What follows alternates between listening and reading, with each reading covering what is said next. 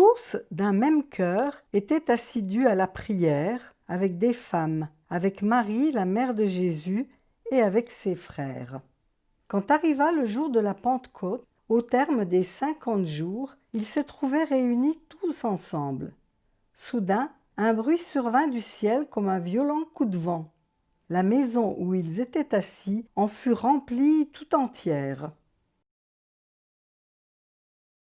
50 jours après la Pâque, les Juifs célèbrent la Pentecôte.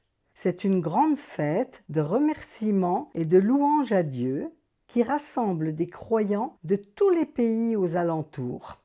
Les apôtres sont de retour à Jérusalem après que Jésus les ait quittés. Régulièrement, ils se réunissent tous ensemble pour prier avec les femmes, avec Marie, la mère de Jésus. Tout à coup, un bruit semblable à un ouragan, comme un violent coup de vent, envahit la maison tout entière. Alors apparaissent des flammes, pareilles à des langues de feu, qui se posent une à une sur chacun. L'Esprit Saint promis par Jésus s'installe en eux. Les apôtres, remplis d'une force, d'une joie et d'un courage nouveaux, se mettent à parler en d'autres langues. La foule nombreuse, qui s'est assemblée à cause du vacarme, n'en croit pas ses oreilles. C'est la surprise, l'étonnement et l'admiration.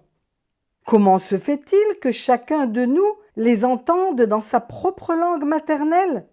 Parthes, Mèdes, Élamites, habitants de la Mésopotamie, de la Judée et de la Cappadoce, des bords de la mer Noire, de la province d'Asie, de la Phrygie et de la Pamphylie, de l'Égypte et de la Libye, Romains, Crétois, Arabes, tous, nous les entendons proclamer dans nos langues les merveilles de Dieu.